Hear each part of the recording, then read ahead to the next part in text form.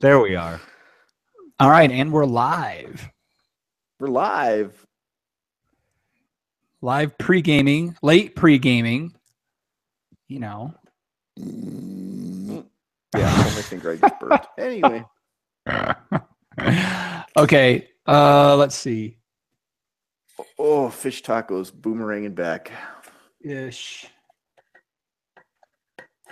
Cucumber pineapple salsa. It was tasty, but is not agreeing with my stomach. Maybe some beer will help. It should. It should do wonders. Okay. All right. So the broadcast is live. The Audacity is recording. Sneak preview for our 0 viewers. Oh shit! Do you see that? I do. Hold on. Nebbiolo. Yup. Chateau Courier, isn't it? Uh-huh.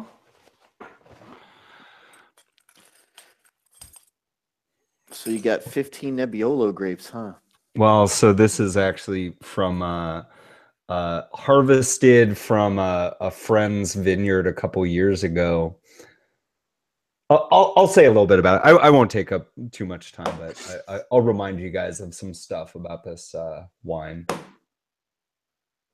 Do we need to have a background music for story time? You know, like Jeopardy. So we know when our 30 seconds are up. Oh God.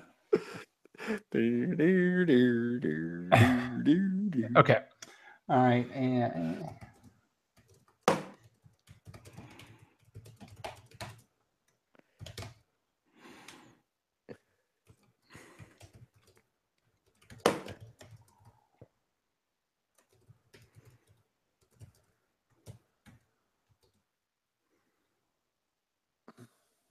whoops. When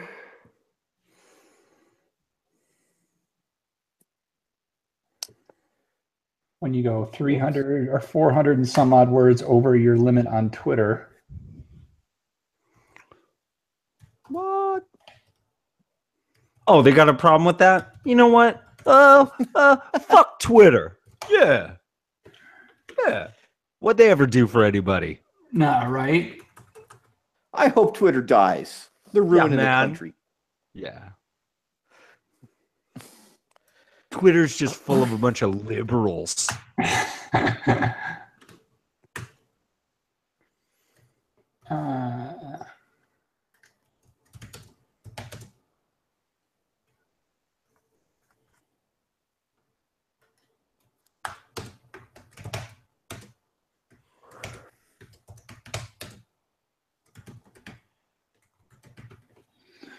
All right, and let's throw an image in here.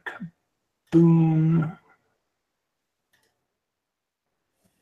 Okay, gone.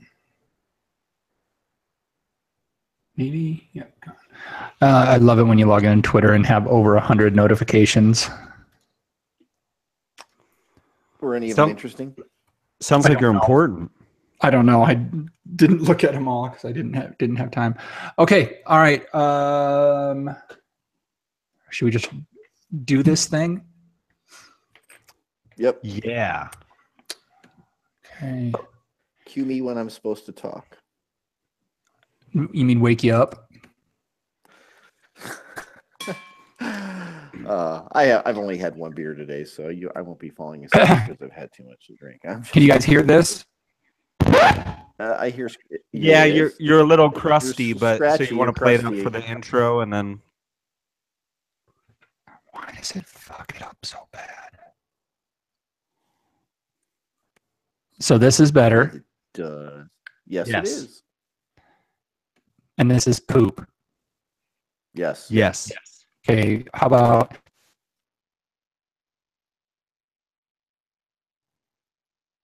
All right, here we go. Maybe.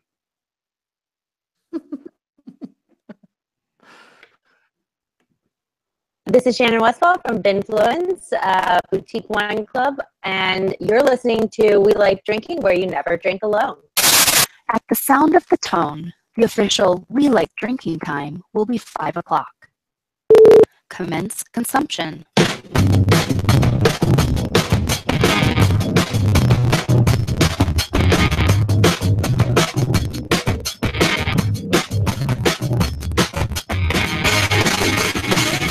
Thank you for joining us for the We Like Drinking Show, episode 144. In this episode, we'll be discussing the Great American Beer Festival, reading listener mail, and we're going to talk a lot about Mother Nature. So crack open your beer, uncork that wine, a few bottles maybe, and let's get drinking!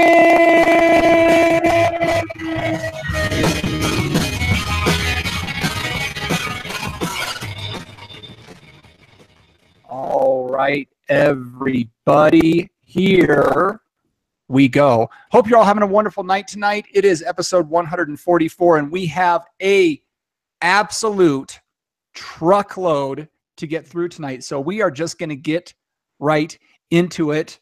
We've increased our population in more ways than one. We actually have the whole panel back tonight. John has crawled his way out a la a Thriller video coming out from the muck and the mud to join us. So we have our too far from the truth. We have our wine blogger, Jeff Hey, Solomon. We have our commercial brewer and mudslinger, John Ruyak. And I am your host with the most, Jeff Eccles. How you guys doing tonight? Doing great. What do you have the most of? Reading glasses? That's it. I do the have most reading glasses. I do have many, many, many reading glasses. I found that when you go from never wearing glasses to having glasses, that you lose them like more often than anything else.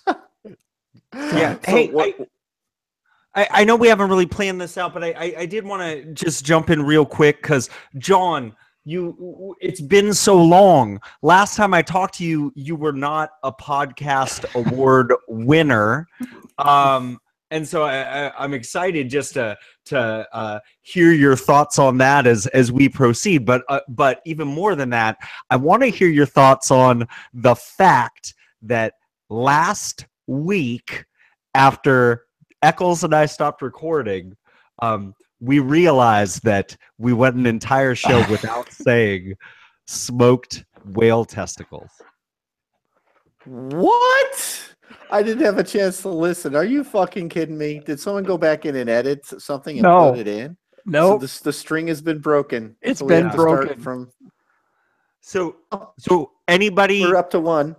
Anybody playing along that didn't notice it last week, well, now you have to drink your entire drink right now. Drink. That's funny. I was contacted by. I like how we're like, this is a really tight episode, so let's move quick, and it's just meandering everywhere. I was contacted by an app creator today. They're going to be. I think we're going to be getting this new drinking app for the three of us to check out. So. What? Okay. Yeah. So that's probably coming your way. So just get ready for that. Oh wow. So yeah, John Ruyak, did you know that we won a podcast award, or has time not got has 2 weeks ago not made it down to Costa Rica yet? So no, I mean I got the text when you sent it, and of course I was at a beer festival and it was pouring down rain, and everybody was underneath their tents and stuff like that, which was cool. It pulled everybody inside, and so everybody was milling around, and the band was still playing under their tent, and it was everybody was very happy for me. My wife was ecstatic. I texted it out to everybody I knew. I think I texted it to Stephanie before you guys did. So I just thought that was really cool. And it was kind of a different feeling because, I never played professional sports, but, I've won church league softball tournaments, championships for a season. Actually, way back in the day, I played on some hockey teams that won some season tournaments and stuff like that. What? 2 in a row, actually. Yeah, I was captain of that team both times. But winning something, but that's like physically doing something physical in a more efficient way than somebody else at the right time. But to have people listen and vote and judge us to be the best was something very different feeling. And I feel very happy for you guys that we were able to do that. Jeff Eccles, especially for all the hard work he put in, but that's a nice feeling. It's kind of hard to wrap my head around that, but it's still really, really neat. Yeah. Hey, way to be all sincere. Jeff and I were assholes the entire episode last time. Really? Way to break the streak, bro. Well, the only thing, the one thing that I kept saying over and over that evening, well, we were, I guess, driving back home. I said, do any of the people that voted for us realize we don't know what the fuck we're doing? That's our charm. Like, they don't know that we don't know what we're doing. Yeah. So Blind. we really haven't had a chance to say congratulations to you, John, and awesome. Congratulations, guys. That's cheers, guys. Cheers, guys. Really, Again, really cool. We're gonna milk this for all it's worth, listeners. Cheers, everybody. It's gonna be 5 years. I mean, we talked about Jeff Solon being a finalist for like 3 years after it happened. This is gonna be. We're gonna be 70 and be like, "Hey, you remember that time we won that podcast award? That was guest award." Yeah, man.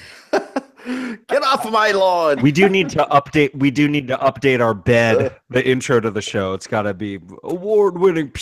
Award-winning. All right. Dun, dun, dun. Okay. Yeah, All right, unfortunately, John that guy who Ruyak. does those trailers. What? All right, we're bringing it back in. Yes. John Ruyak, Okay. what you drinking tonight, my friend? Last time I was down here in Costa Rica, I fired up. The second time around, I brewed this, and this is an English style pale ale. So it's a little more malt forward. Use some English style yeast in this. It's called Fermentus 04, which is kind of a Whitbread yeast clone, and so it leaves a lot of malt character behind. And all English hops in this, Challenger and East Kent Goldings, and that's a nice combination, folks. So if you're homebrewing, Challenger and East Kent Goldings is a nice combination. Lots of East Kents on the dry hop too. So nice and clear, 6% alcohol. Several customers that normally get the regular Coconuts Pale Ale will be getting this instead because, well, things have happened in the last week or so where some of the beer and process just didn't get. Yeah. So, they're getting some English Pale Ale instead. I think they'll like it. They may rotate it out. So we'll see. There you go. Jeff Solomon. I'm Hey, excited about this. hi. What are you drinking? Yeah, I'm drinking something that I kind of made. Well, actually, it was made in somebody else's vineyard, and I just took the juice. I am drinking the 2015 Chateau Courrier Yuba County Nebbiolo. So my buddy has a buddy who has a vineyard way up by Tahoe National Forest, and every year he brings me back a bucket of grapes. He brought me back this Nebbiolo, and I think y'all might have remembered me talking about how I was making this wine, and it just reeked of sulfur. Like within like the first 5 days, it just reeked of sulfur. And it was like that all the time. And I kept fighting it. I just kept waiting and waiting and waiting and just letting everything kind of blow off. I took a note when I finally bottled this wine, probably about 8 months after I had started fermentation. When I took the note, I said, "This is the best wine I've ever made," which doesn't say a whole lot considering You know, I haven't made that much, and you've tried my Session Merlot, but this is a Session Domestic Nebbiolo at 12%, and I'm just gonna have a little taste. It does not. It doesn't smell like sulfur. It actually smells like some beautiful red apples and cherries. Ooh, nice.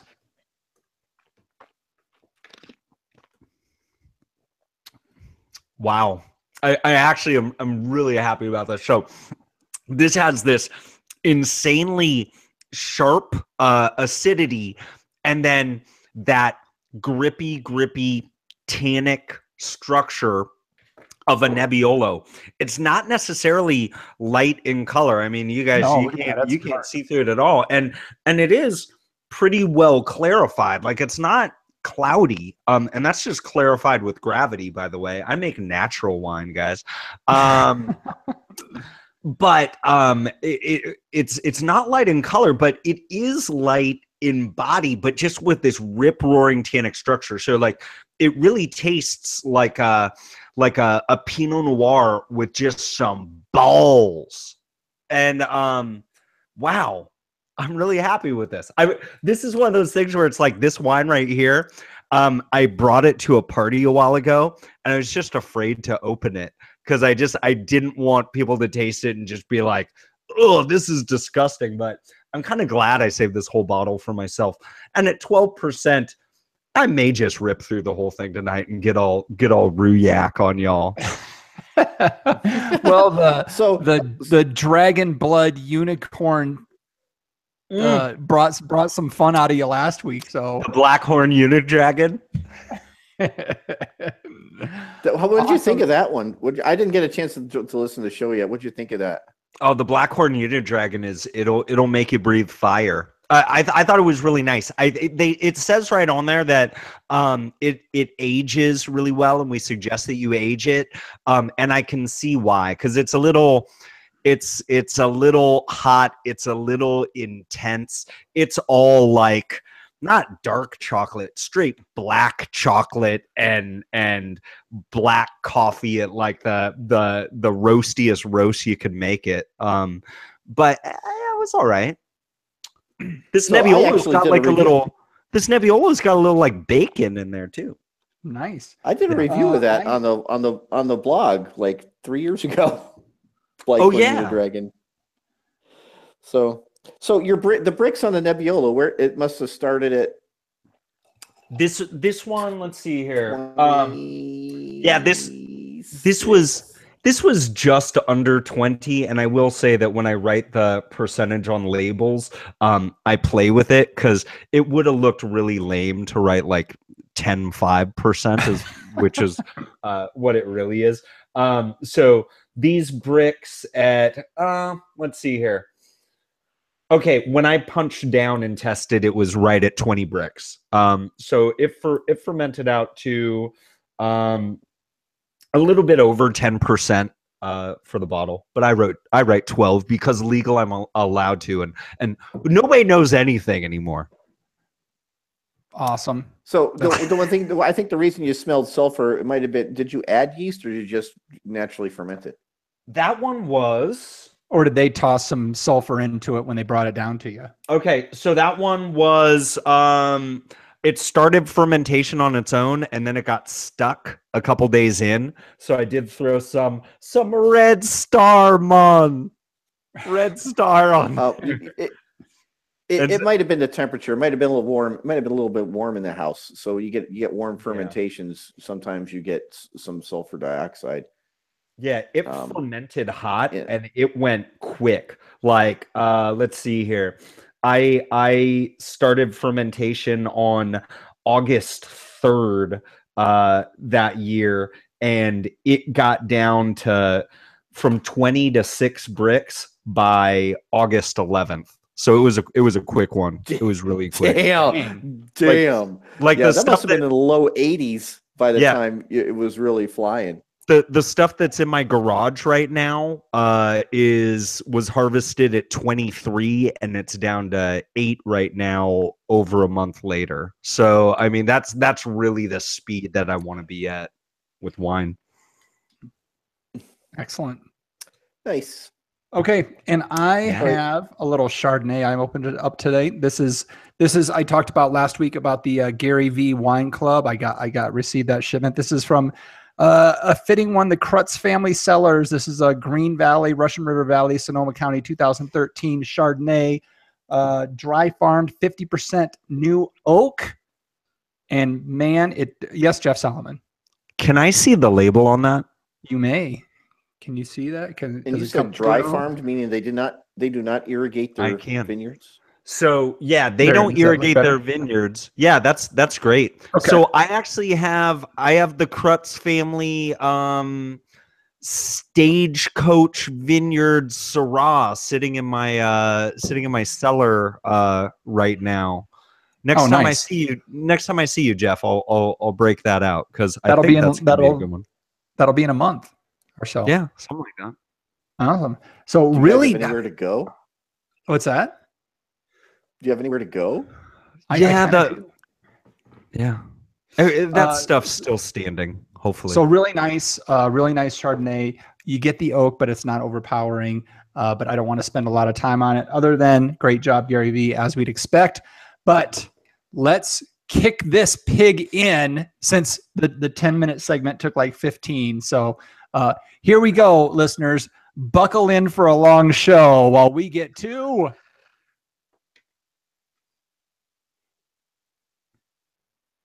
grape, hop, or pop culture reference. This is where I give these guys a term and they tell me if it's a wine grape, a beer hop, or a pop culture reference. The term this week is Belma.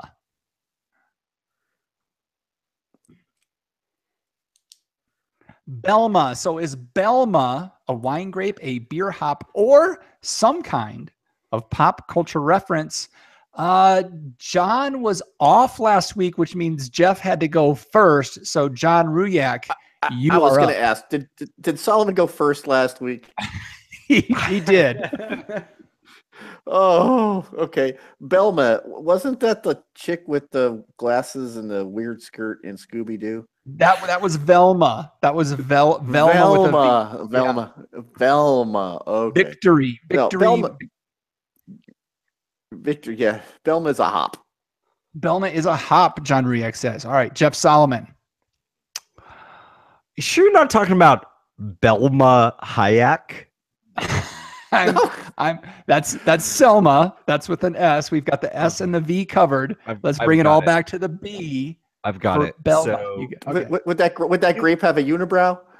Oh, you know how much a fan I am of the sketch comedy movie from the 1980s, Amazon Women on the Moon. Yes. The premise of the entire totally convoluted, not really a story, is that there's this old guy that gets stuck in his TV, and Belma is the name of his wife. He spends the whole time in the TV in his underpants, no less, going, Belma, get me out of here. So wait a minute. No, I've got to ask a question. So yeah, this guy is stuck in a TV. So you're telling me that stupid kid in the white suit from Charlie and the Chocolate Factory actually grew up inside the TV and ended up in another movie? Different guy. Oh, but basically, how many guys can be stuck in a TV? You're telling me a work of art like Amazon Women on the Moon, like, was stealing ideas from other movies during their sketches?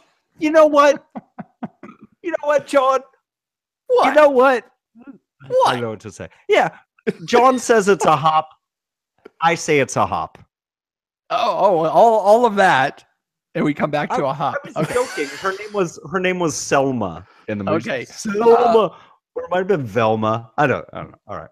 Belma is a dual-purpose American hop developed out of Washington State. It brings notes of pineapple, strawberry, and citrus. And it's known to pair well with other hops like Calypso, Zythos, and Citra. Belma. Belma!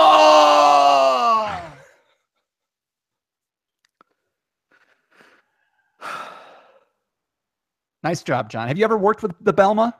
No, it's not a hop. I know of it, obviously. I mean, I knew what it was right away. But it's not something that I've ever tried to latch onto. Yeah, it works with calypso, zydeco, and jazz. Okay. Nice job. I don't know about that. We have successfully burned up half of the show now. So let's do this. Let's get into booze news. We're just going to talk about some shitty shit tonight. So John Ruyak down there in Costa Rica, you know, you've got, it's not really a story, but you had a little bit of we talked about it last week, how you weren't able to join the show because of, at the time, I think it was Tropical Storm Nate, but that came up the coast of Costa Rica. And did you get any impact from Nate? So we talked earlier about how I was at a beer fest in Flamingo, and rains were pretty intense that night, but they were kind of on and off. And that was Saturday, and a couple of the other investors were down, Tim and Ian, and Tim lost his glasses, and then we found him there. They fell in between the cushions, even though he was trying to find a replacement for his readers. Anyway, so Tuesday night, it's just normal. The equipment had come in on Friday before the beer fest. We got it off the street. We got it up onto the deck. Saturday, Eric and Ian and Tim got it down into the basement where the brewery's going to be, while Stacia and Danny, Stacia being Eric's wife, went down to Flamingo to set up for the beer festival. So they had gotten all the brewing equipment downstairs, and we had planned to move it into the brewery on Wednesday. But Tuesday night, it started to rain incredibly. You could just hear it coming down. And we knew there was a storm coming, but we weren't really prepared for what had happened. And Tim and I left pretty early. He went to go work out, and I was trying to get some things done in the brewery. And I called Eric and I said, you need to bring the sump pumps we use for cleaning the kegs, because we use sump pumps to drive the cleaning chemicals up into the kegs and the sanitation and the rinse up into the kegs. I said, you need to bring these sump pumps, because there was already 2 inches of water downstairs, because they had hooked up this gutter and they didn't put any downspouts to actually leave the building. So they had 2 roof lines into the basement of Coconuts where the brewery is. Oh, you're kidding me. I am not kidding you. So we got 3 sump pumps working all at the same time. We were keeping water levels fine, and it started to drop, and it was coming out of the brewery. 2 inches of water, no big deal. I mean, water. But it just kept coming down and coming down. And we go across the street to get some coffee and a Danish, and the getting across, the water was like mid-calf across the street, particularly in the gutters. And Danny says, listen to that. It's the rain. I love the sound of the rain. And I'm thinking, oh, geez, but we had pulled grain out. We had put it up just in case something would happen. You never know. And it just rained and rained and rained and rained and rained. Just came down just for hours and hours and hours on end. Finally, it stopped. And Tim and I went back into Coconuts that day, that Wednesday, and everything was just, we had piled 1,500 pounds of grain on top of kegs. The kegs were empty, so they're basically pontoons, right? It ended up that there was 3.5 feet of water in the basement at Coconuts. Oh my God. So what had happened is up the road, several, well, of this one, I don't know what they call rivers, what people call rivers in the West or Costa Rica is way different than what we used to call them on the East Coast. But this river had busted through its banks in 3 different spots, and it all came down the main street in Cocoa. Oh, And wow. it got through one corner of the deck and just went downstairs, filled the entire basement with 3.5 feet of water. And finally, so much pressure, it busted out a 10-foot high cinder block wall behind Coconuts and completely dumped all of those gallons of water into the condominiums behind Coconuts. No. Now, the condos were the ones that built the wall. They didn't want to hear the noise or see the back of Coconuts. So the condos actually built this wall. So, it finally gave way, but things had started to float. There's a storage container that they, keep all their dry goods in for the restaurant and all their liquor. And it's one of those big shipping containers, like you see Maersk or one of those things that comes off a boat. That thing floated and moved 2 feet. Just things, if there's air in it, it floats when there's that much water. So it lifted up all those kegs, dumped 1,500 pounds of grain onto the floor, into the water, and that grain just soaked it up like a sponge.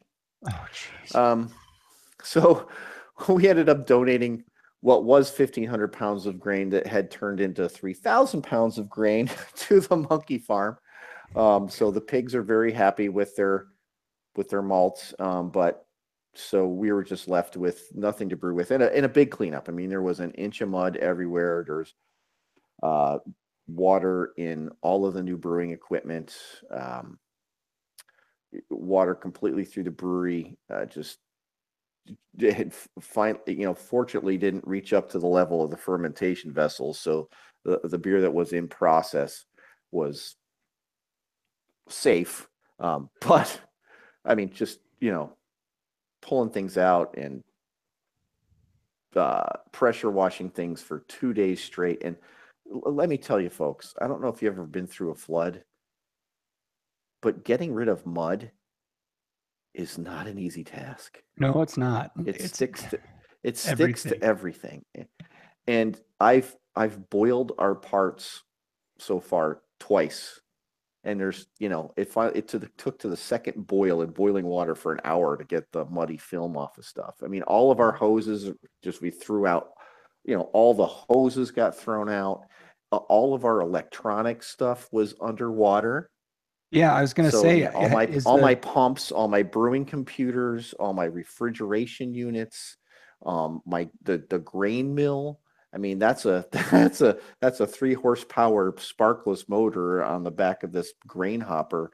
And, we just didn't even think about plugging them in for 3 days.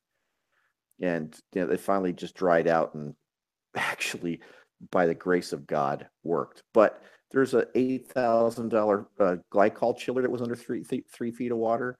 The brewing control panel for the new system, which cost a lot of money and came all the way from China. We're not sure. I'm confident that it'll work, but we don't know yet. How'd the rest of the village fare?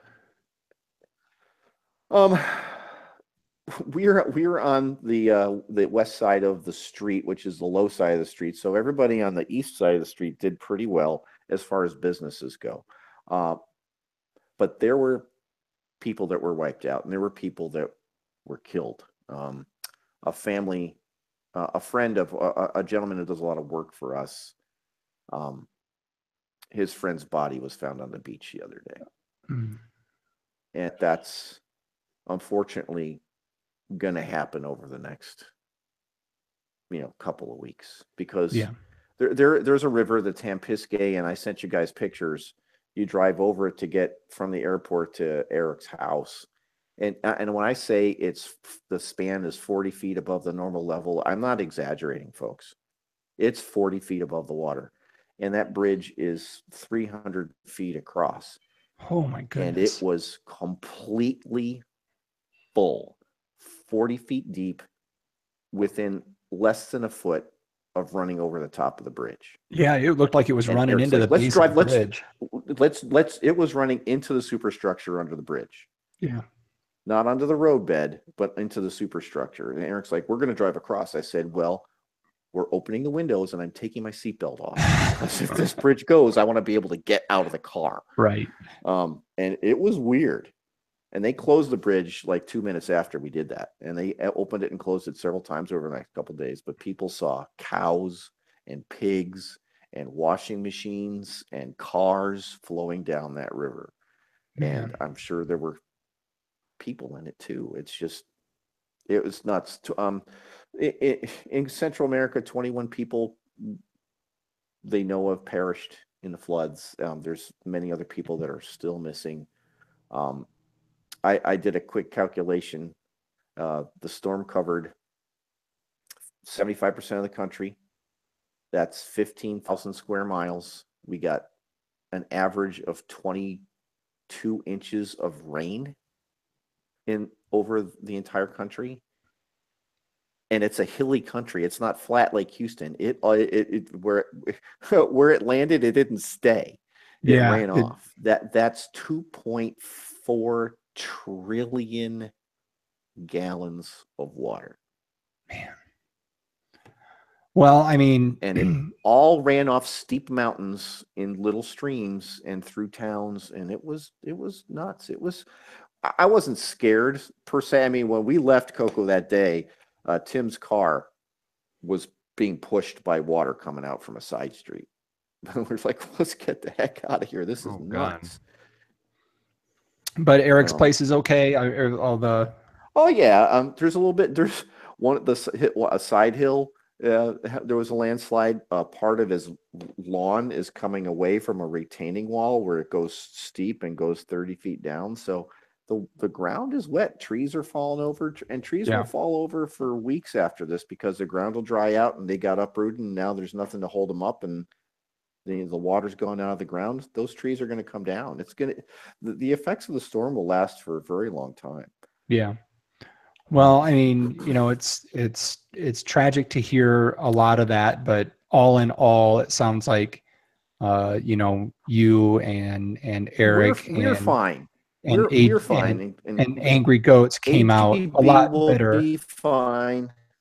Angry Goats came out a lot better than you could have, and a little hiccup in production. But overall, I mean, we're fortunate. We're small, and we have the ability to respond to these things pretty quickly. But there's a lot of people here that lost everything, including family members. So it's if you can find a way to contribute to the people of Costa Rica, please do. Don't worry about Angry Goats. We're going to make it. But there's other people that have got a long way to go. Yeah, I don't know of anything. Do you know of any? Is there any donation sites or anything set up for ability to help anything in Costa Rica? I would just look on Facebook. I mean, obviously the Red Cross is doing a lot of stuff here. It's not people's favorite nonprofit organization, but they are doing work here. So, and there's also there's probably not a lot of options down there. So, well, all right. Thank you for sharing that, John. Best of luck with getting everything back up and running. Thanks. Same to everybody down in Costa Rica. Our thoughts and prayers are with you, and hope you're able to recover. I would say let's move on to some happier news, but we won't. It's just not that kind of episode. But Jeff, why don't you take us out here with? And this is a story in motion. So we're recording this Wednesday night, October 11th of 2017. And things will probably be different by the time this airs on Friday. So, Jeff, take it away. Things are probably different compared to when I was reading about it an hour ago. There are a whole shitload of fires happening in the North Bay, well, across California in general, but a lot concentrated into some of our favorite places in the world in Sonoma and Napa and Mendocino County. They're just getting slammed with fires right now. 17, I think the last I saw. It's insane. And so, God, Jeff, I think it must have been Sunday night or Monday morning. You had sent me a text saying like, "Hey, are you smelling any smoke where you're at?" And I'm like, dude, I'm in Gilroy. I'm like a 2-hour drive from the closest place that's on that map. And then today, I leave school in San Jose and I just look and it's just everywhere is hazy and the air smells like smoke. And I'm like, is there another wildfire like close to us? I'm like, there's no way this is the stuff that's from Napa. I'm driving home and I'm like, I'm waiting to see a hillside on fire and I don't see anything. I'm telling you right now, like I was saying like a couple months ago, there was a little wildfire in our backyard and I went for a run the next morning and like it hurt my chest. It's smokier here now than it was then. And this is a fire that's a 2-hour drive away. Like it's insane. And we have a huge body of water in between us. Like it's bad. Obviously, my home's not in danger, but like, man, even people's health, if you live in the Bay Area right now, stay inside as much as possible. So here we are on Wednesday night. As of 10 a.m. this morning, I was looking at some press releases from Napa Valley Vintners and Sonoma County Wine Growers Association. From Napa Valley, 120 members were reporting. 5 of them had a total loss of their wineries. 12 wineries have not been heard from yet, and we're assuming that their wineries are at a total loss, just because you can't get to those areas. They've been evacuated and we don't know. 11 other wineries have reported any sort of damage. So the economic impact is really unknown. At this point, Napa as well as Sonoma both reported that they had completed 90% of harvest before these fires started, and those that could over the last couple of days have been scrambling to pick the last of their fruit. For the wine drinker, you're not going to have to worry about smoke taint. But if all you care about is smoke taint right now, politely fuck off. What was interesting was, as far as like really a lot of the structures that have been damaged, it's insane to me how many neighborhoods have just been destroyed, like in Santa Rosa in general. Like it's pretty bad, and I've heard from some friends where it's like, here's these train tracks, and if you're on this side of the tracks, your house is still there, and if it's on the other side, it's not. So that's pretty intense. And we saw the same thing out here. It was like, I mean, there was literally one road that split, total loss from no damage whatsoever. It's like up in Black Forest. Yeah, Black Forest and out east too. And I think it may have been Guthrie. He got into one of, I don't think it was Guthrie, I can't remember who it was, but got into his winery today and had an Instagram video showing that his vineyards was fine, and then he turned around and Atlas Peak was behind him, and it was across the street was a winery that was total loss. Yeah. It's nuts. And like, when, those of you familiar with the layout of, Napa Valley, Sonoma Valley, and then northern Sonoma County, like these counties are slammed up right next to each other, and it's really just these narrow valleys surrounded by wooded mountains, and they're also they're columns of wind. You know what I mean? Like coming north from the San Pablo Bay, coming across from the Pacific through the Petaluma Wine Gap. And when you've got wind and when you've got fucking wood and mountains, fire can jump. Like, so it got everywhere real quick. And so, you know, obviously our hearts are going out to God, the families that are, you know, it seems like we're talking every couple of weeks about some sort of tragedy, and like all the people that are now newly homeless but because of things like this. And you know, that's so upsetting.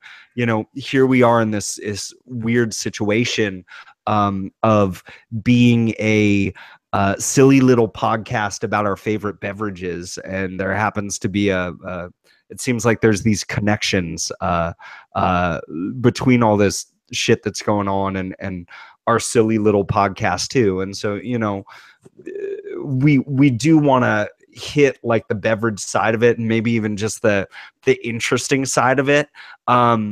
It's weird to say this. It's fascinating the images that come out of tragedy. Paradise Ridge Winery, so far as we know right now, is the only winery in Sonoma County that is completely destroyed, but there's a lot of stuff that we don't know yet about it. But they were able to go back onto their property and took some pictures, and there's just straight up boiling puddles of wine all over the property, and you know, melted glass everywhere. Like it's like the bottles all deformed and warped, and yeah. And I'm looking at kind of a list from, it's a few hours old, but as far as if you know any of these wineries, it looks like in Napa, Sagasi, that's a Mount Veer. Looks like it's good. I can't really tell from this, but it looks like it's pretty heavily damaged. Signorella damaged. Mostly destroyed. I did get late word that it looks like Stag's Leap may have had some minor damage, but overall is okay. White Rock Vineyards, one of the oldest vineyards out there, is most likely lost from it had so much damage. Let's see, Vinrock looks like it's mostly is destroyed. Out of Sonoma, you mentioned Paradise Ridge, looks like it's gone. And then in Mendocino, it looks like Frey Vineyards has been mostly lost, and Oster Wine Cellars has been mostly lost. And then you get down into Santa Rosa, where the Wine Bloggers Conference is. And just so people know, Wine Bloggers Conference is continuing, but I mean, 4 miles from where the Wine Bloggers Conference is happening, the Sonoma, I think it's the Hilton. Yeah, the Hilton Sonoma Wine Hotel has been lost, and several other places in Santa Rosa have been burned. So, and again, this isn't over. This is, for the most part, I'm seeing 3% containment for some of the 17, I think it is 15 or 17 fires that are burning right now. So, you know, things are very fluid and changing on this. So, you know, there's always, what can we do? What can we do? And there's a couple things. And honestly, one that's easy is buy wines from this area. You know, let money continue to flow into this area from their products that are out there. So, you know, if you're in a wine shop, don't be afraid to grab some Napa or Sonoma wines. There's so many foundations and charities popping up. Find the one that works for you. I've got a couple here that I'm going to list. We'll have another one coming up in a little bit. But the Sonoma County Resilience Fund, Napa County Community Foundation, and Community Foundation of Mendocino County I won't go into the URLs. Please, if you wish to donate to one of these, visit welikedrinking.com /podcast for this episode, and we've got the links to those funds there if you're in the mood to give to help these communities out. So I just have an observation and then a question about wine and grapevines. Yeah. What I was going to say is these people need your help. They need help in Costa Rica. They're going to need help in California. But regardless of that, you're going to see these people. You cannot fight 2.4 trillion gallons of water. You can't fight raging wildfires that burn at 1,700 degrees and explode trees as they go by and just take out houses. You can't fight that. But when it's all over, people fight back for the lives that they want. And it's just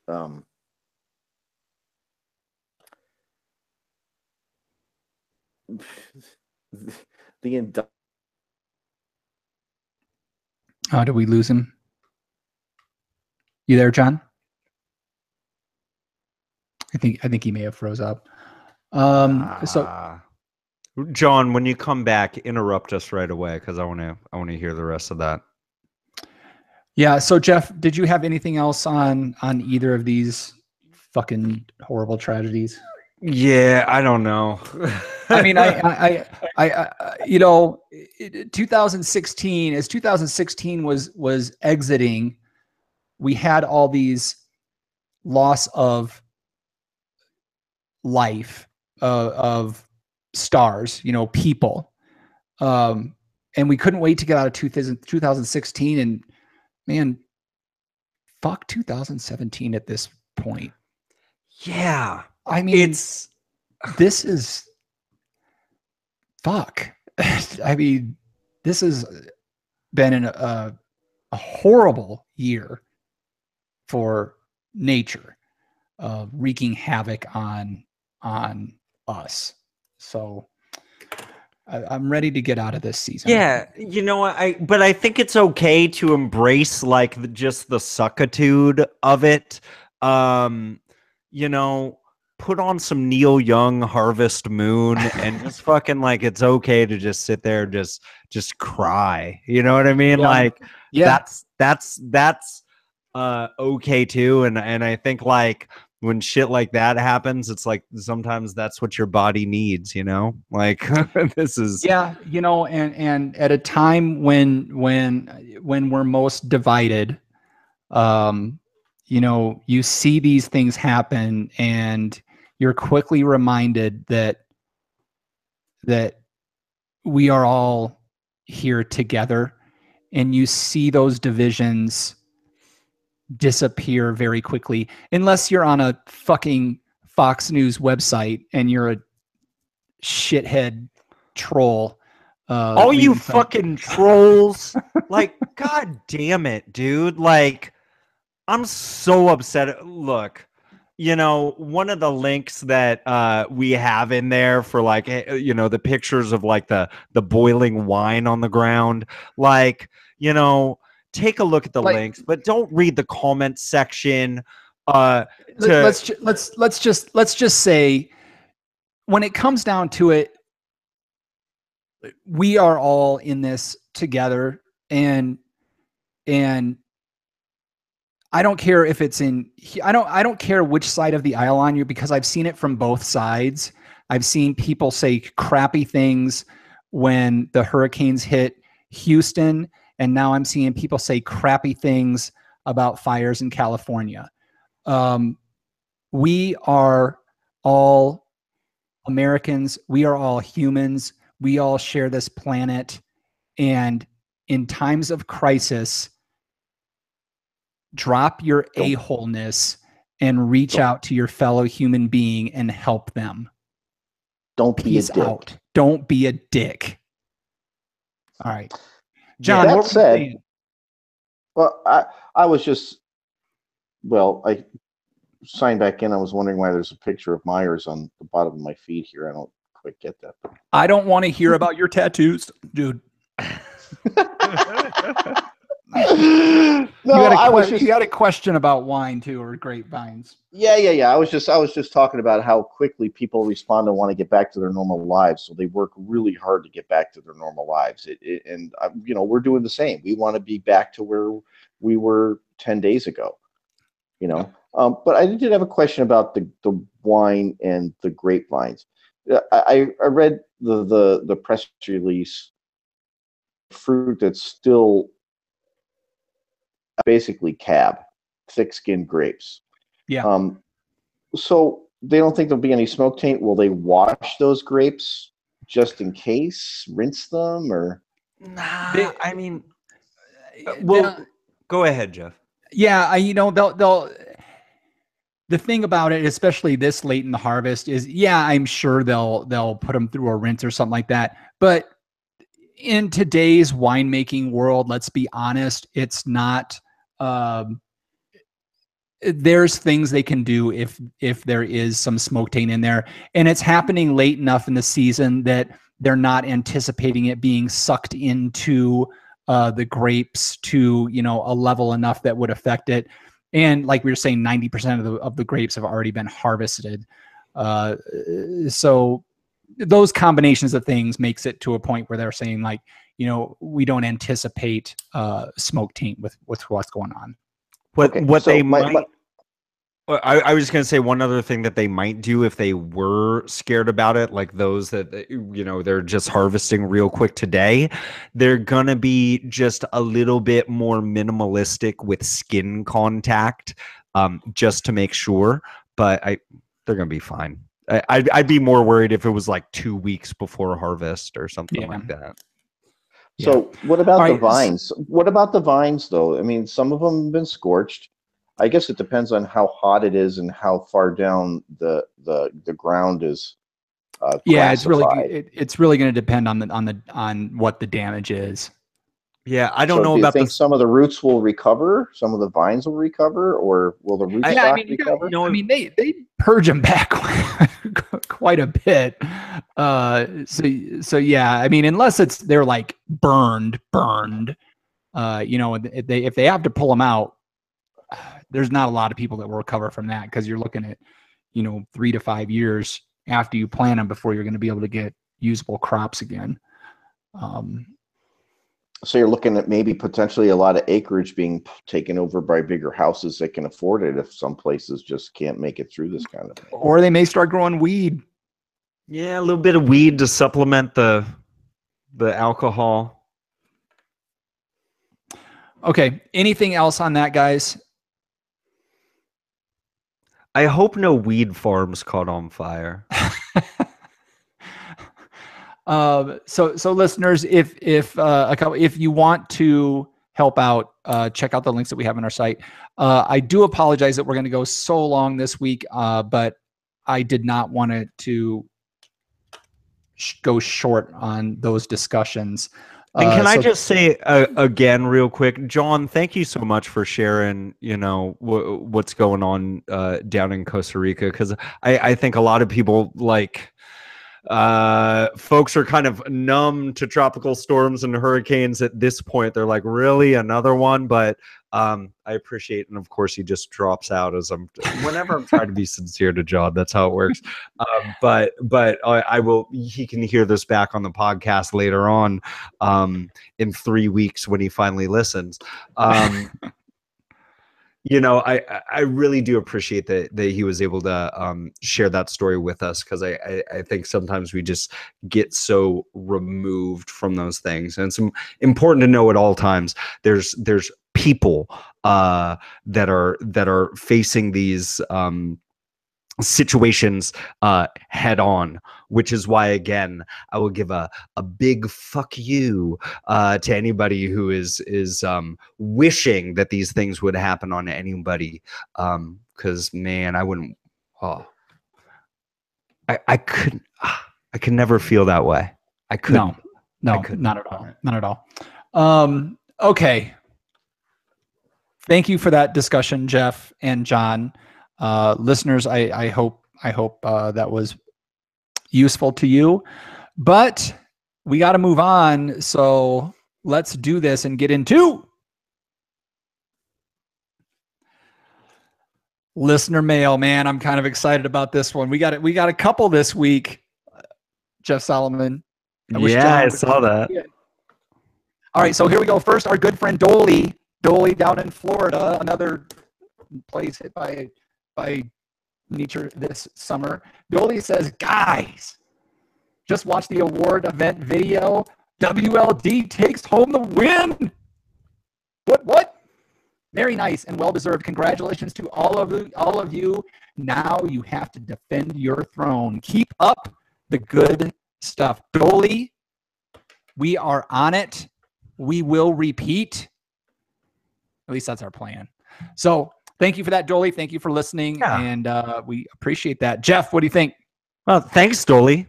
Finally, as long as you're willing to admit it, Dolly. Yes, we are the best. Dolly loves us. Okay, and now we have a new one here. This is a good one. Hey, Jeffs. It is Nick P here, a.k.a. the Holy Pope. I figured since I'm kicking your asses in fantasy football, I should let you get to know me a bit.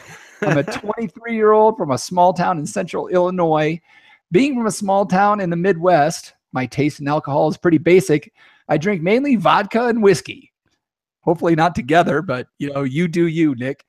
And when it comes to beer, the favorite in my area is Busch.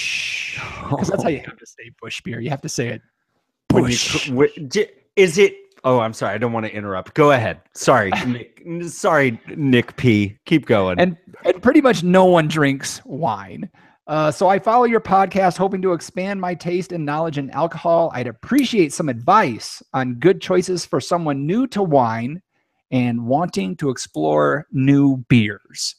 So that is from Nick. And may I also say, Jeff Solomon, that Nick P has also become our latest Patreon. I guess he feels so bad for kicking our asses each and every week that he's like, hey, here's a couple bucks, jackasses. It really is fantastic. Oh, John. Yes. I almost Jeff, can we go back and reread the whole Nick P thing? Yeah. I saw it in the notes. Okay. I want his reaction like mid thing. Okay. All right. So here's the thing. Nick, you're in first place right now. And I'll give that to you. But like you've had like the weakest schedule this entire year. You haven't gone against me. You haven't gone against anybody else that's in the top half of the league right now. So I appreciate you keeping my spot warm, buddy boy. It's not going to last. I wonder, Nick, is the reason why you drink Busch because you swear it does make that sound when you pop the top? It goes Busch. Like, can't you envision Nick putting his ear really close to his brewski when he's opening it up? But okay, so here's the thing. What do you want to know? You love listening to us because we're expanding your knowledge on alcohol. So I guess I should give you a little bit of advice right now. Just go buy a bottle of wine right now. I don't even care what it is. Buy a bottle of wine. What's your favorite color? Red or white? How much should he spend? $15. He's 23 years old, so I'm gonna say 10. Go in with some buddies. What do you think? Do they say okay? Can you buy alcohol in a grocery store in Illinois? Ripple is only $4. I'm just thinking like seriously, Nick, maybe you and a couple of your college buddies go ahead and head down to Trader Joe's, get some really fancy flatbread frozen pizzas, and just pick up like seriously a couple of bottles of like some Trader Joe's brand wine of like assorted varieties, in like the $7 to $10 range. And I'm saying that now just so you can just thinking about like varieties. Do you think go in and pick out straight varieties, or do you think go with some blends first to just kind of get to know what you're looking at? No, I mean, okay, so maybe I would start with this what do you like better, red or white wine? You have to have a feeling on that. Like, even if you're saying, I mean, if he's a vodka and whiskey drinker, I mean, I would say go red. Yeah, I mean, I guess, but I'm just saying, like, put them right next to each other, Nick. And I think what's important is that you go through that process and then say to yourself, which one do I like better? And then start asking yourself why. Because I swear it's not the color itself, right? There's something else there. And I just want you to get deeper and deeper and deeper into that. Just start drinking wines side by side. If it turns out you like reds, put a Cab and a Merlot next to each other. Drink them. Like from the same like cheap producer, drink them. Which one do you like better? Why? Expand from there. If it turns out that, hey, you really liked this Merlot and I'm tasting it up against a Syrah and a Zinfandel, maybe start buying Merlots of different price ranges and start getting into that. Which one do I like better and why? Don't worry about what you taste. Don't worry about legs or tannins or any of that. Just keep doing taste tests. And there's no better way to learn than what Jeff's saying. Having two bottles side by side, different, Merlot and Cab. I'd maybe go like Pinot and Syrah, or something that's got a little bit. Merlot and Cab can be kind of similar. So grab some Sangiovese and some Syrah or something like that, something that's going to be kind of stark in difference and be like, okay, which one of these do I like better? And Jeff's right. Don't worry about what's tannins or what aromas you're getting. Just which one do you fucking like? Which one do you enjoy more? And you'll get there. You know what it's kind of like? You know what it's like? And take notes. Take notes. Yeah. Take notes. No, don't take notes. And do me a favor. Write this down too. I think this is very important. Here's what you do. You get yourself a fantasy football team and you're like, which running back do I like better? Le'Veon Bell or Kareem Hunt? You know what? I don't have to worry because they're both on my team, dude. You're screwed. You're screwed. So John, he's also asking about new beers. So, and I don't know. I don't know what it's like in Central Illinois as far as what you can get your hands on. Be spoiled out here. Man, they've got so many nice breweries in like the South Bend area, Chicagoland. Yeah, absolutely.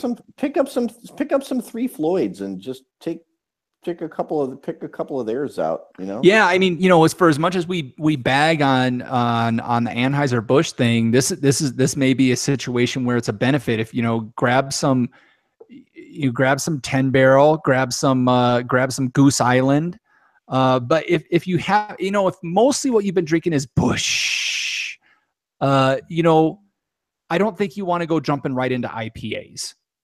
Oh, well, yeah, true.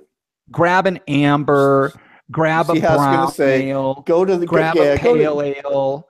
Go to everybody's starter beer. Get some Fat Tire. Get some Tire. Get some Laughing Lab. I bet you they can't get Laughing Lab. I bet you Nick P still calls it Flat Tire when he's at the bar. Hey, give me that Flat Tire.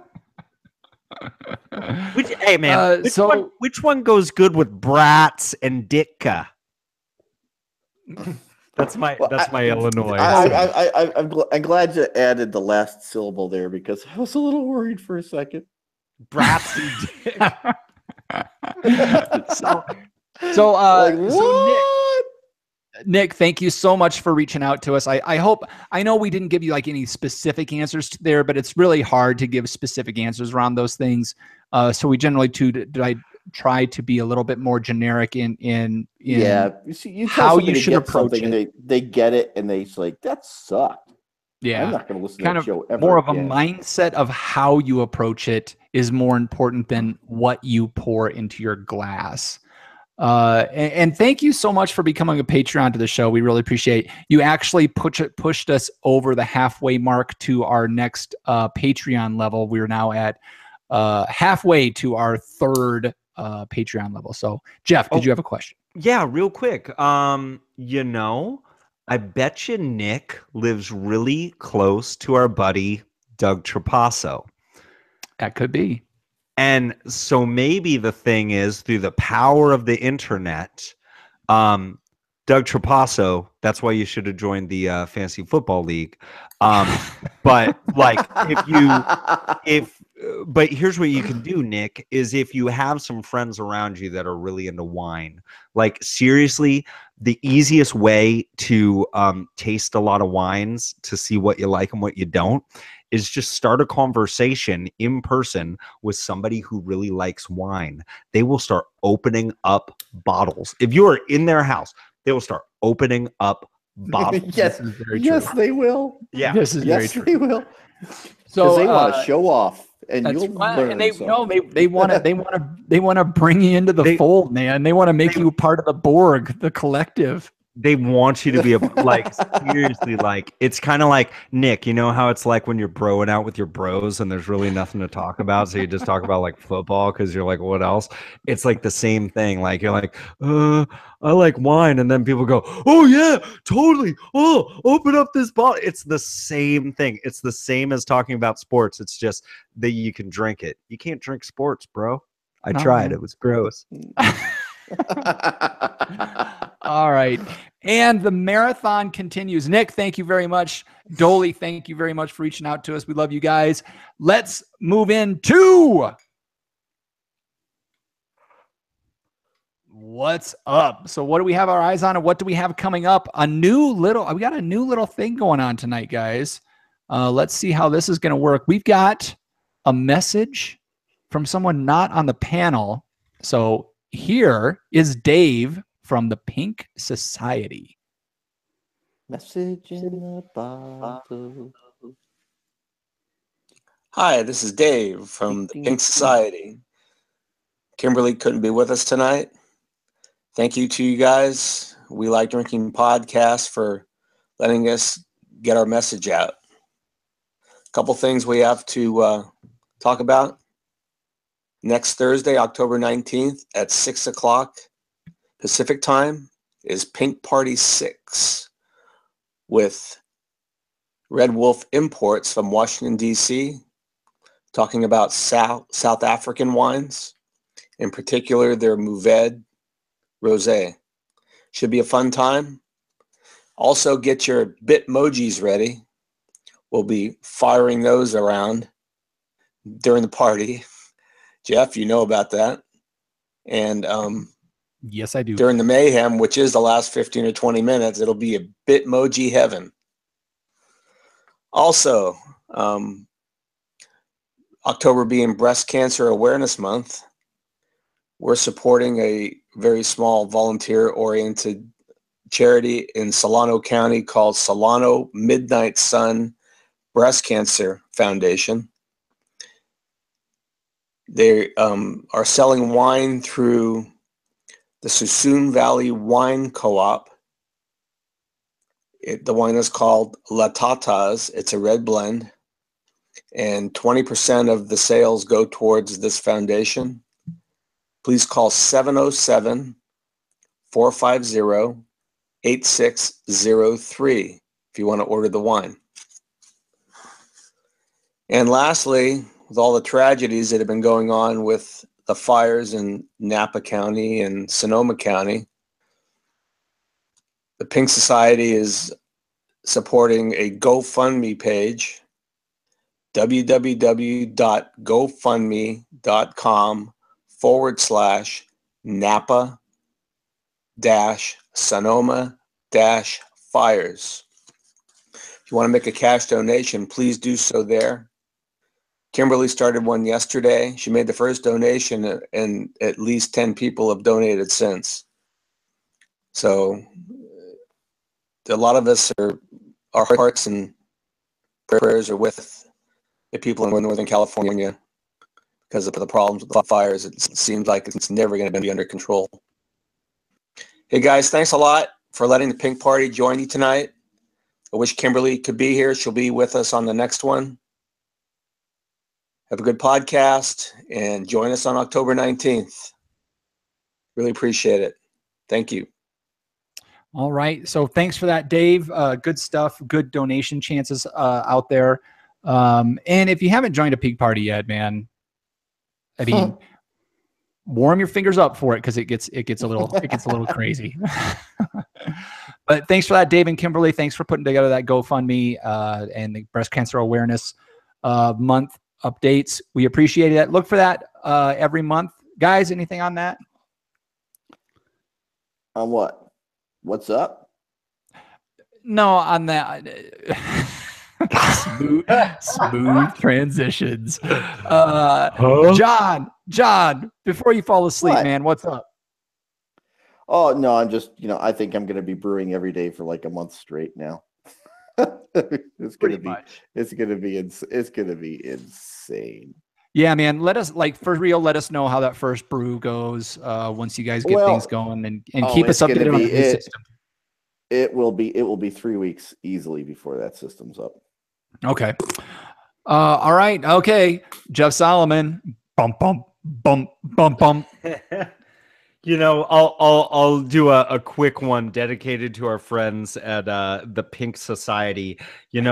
Last week we heard from our buddy Dave Rizzaro. So it should be noted that I kicked his ain all over Spain with the beatdown last week of 114 points to 92. That was my worst showing of the year. And that was also Dave's best showing of the year. So sorry, bud. I'm excited about this week because the main Jeff is going up against Dave Rizzari.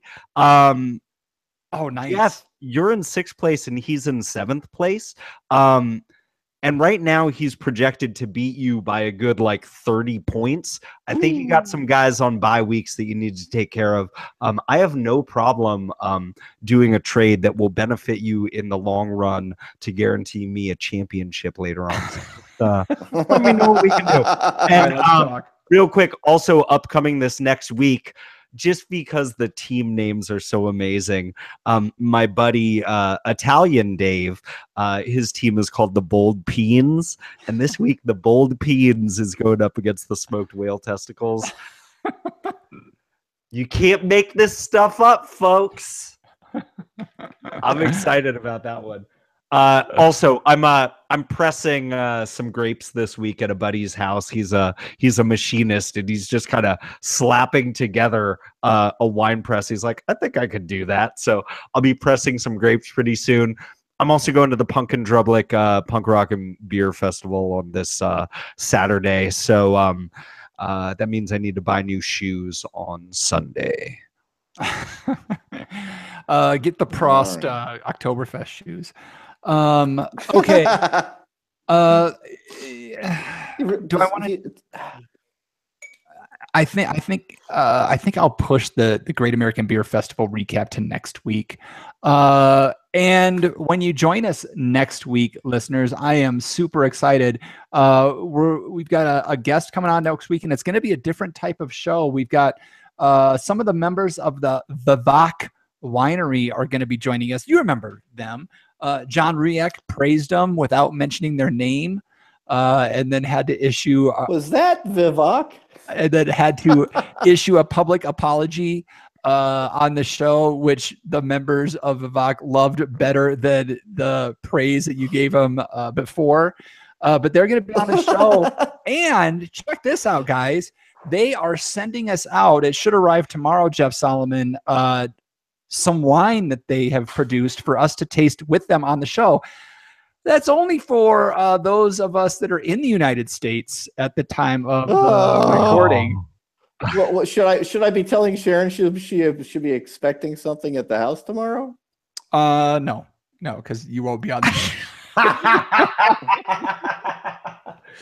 No, man. So I'm not getting any at all. You can go buy their Alianico next time you're in town. After, you just need to go brew for a couple of months, and then you can come back and taste this delicious wine. Oh, so that's how it's gonna roll. That's how it's see. gonna roll. That's how it's gonna roll, John Riak. So thanks for hooking us up with Vivek, John. We are so gonna enjoy that. You're very welcome. Next week when you should make sure to get some like those 10 Kalane beers, 10 Kalane. They had cases of that Baltica stuff that I had, that Russian stuff.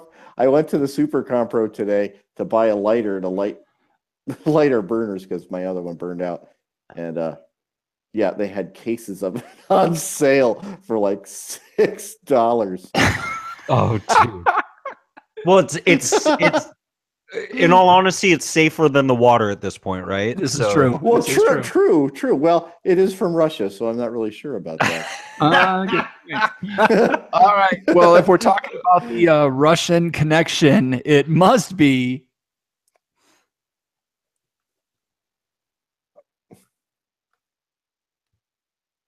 last call. Last call. Time to clean house and lock the doors. You know what we're going to do here, folks? We're going to beg, plead, and everything else we can to get you to do stuff to help us out. So, Jeff Solomon, what's something, if the people want to get a hold of us, what's some ways they can do it?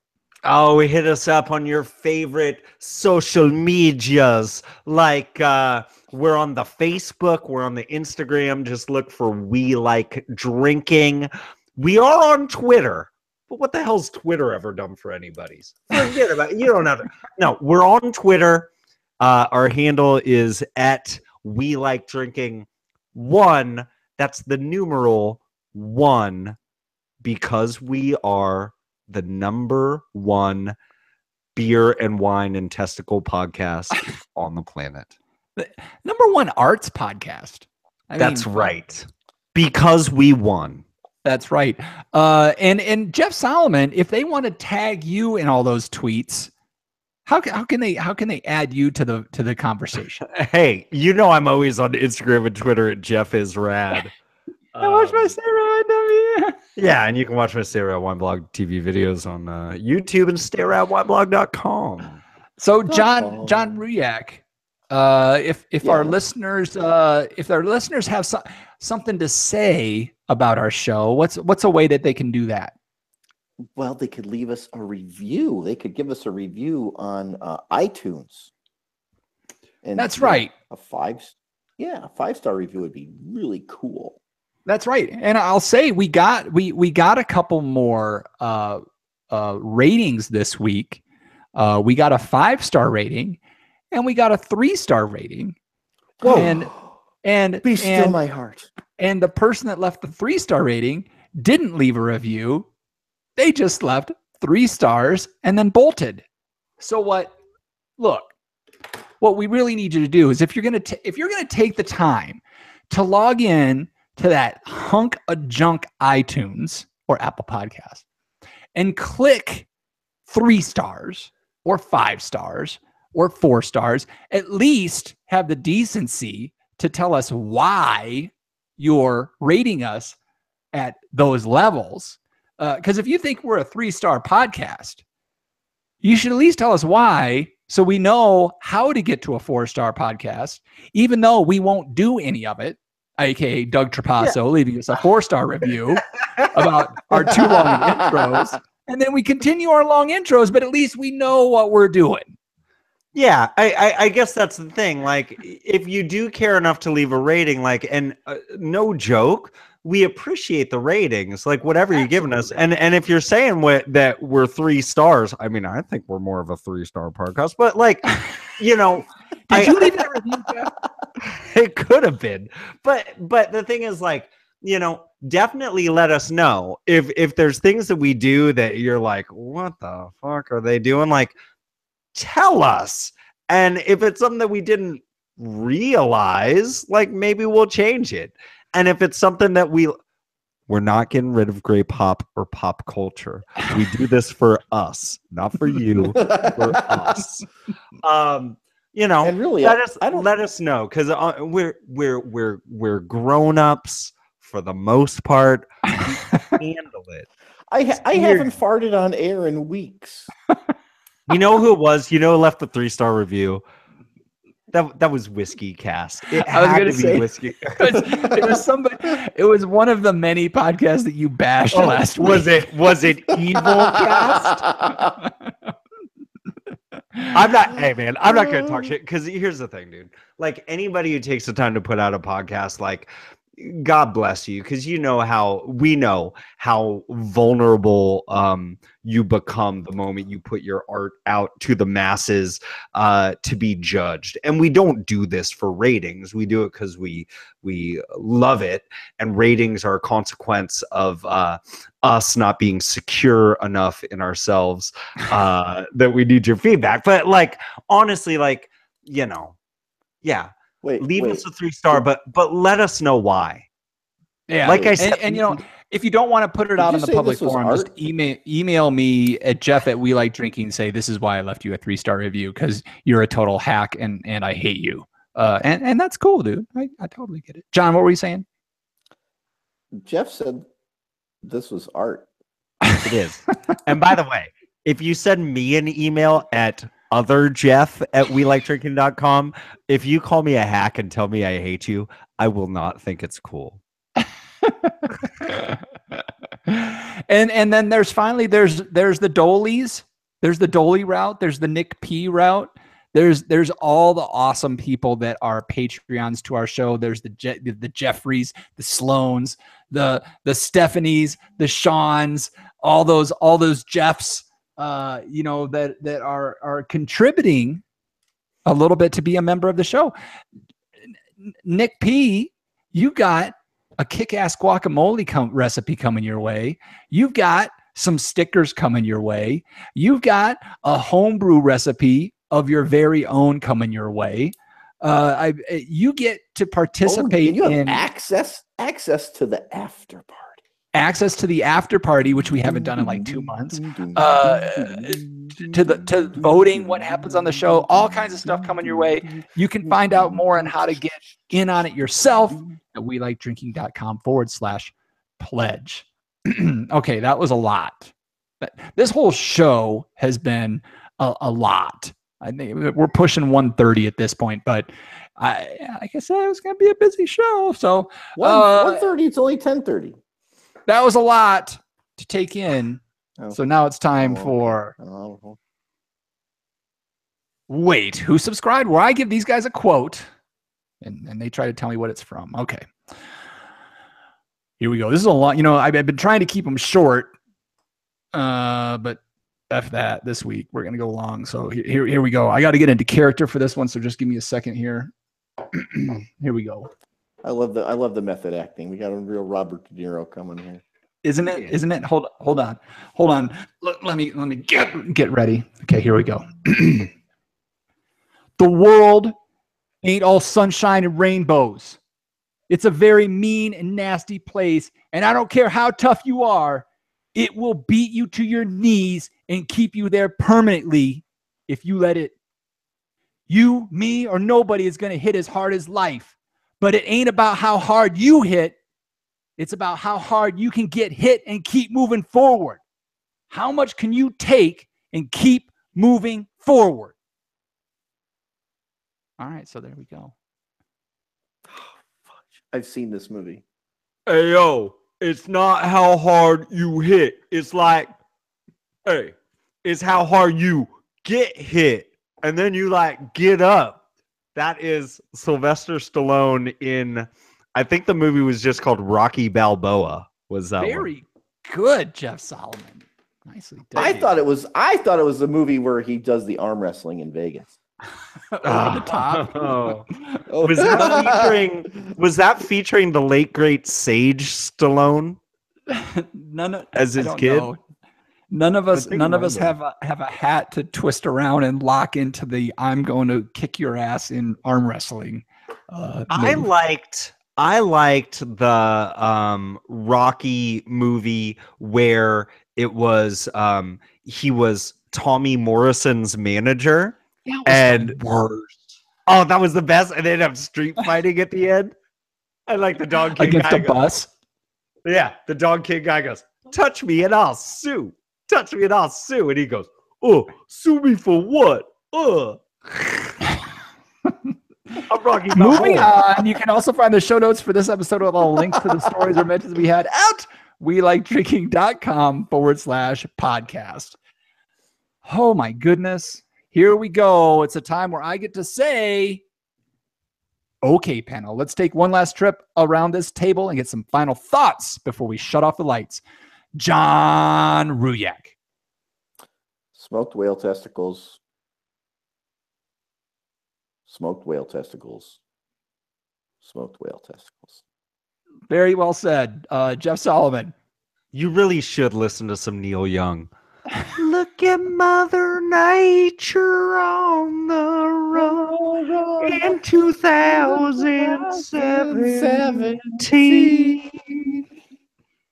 You know, as we've grown as content providers, we sure have added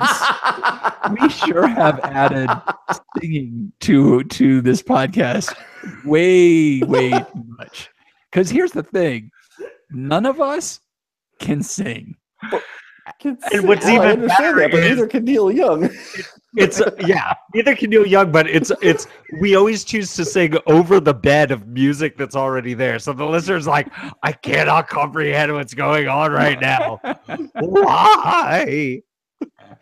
And I'll just say to all our listeners in the affected areas of all the fucking disasters out there, stay strong, get up, keep fighting.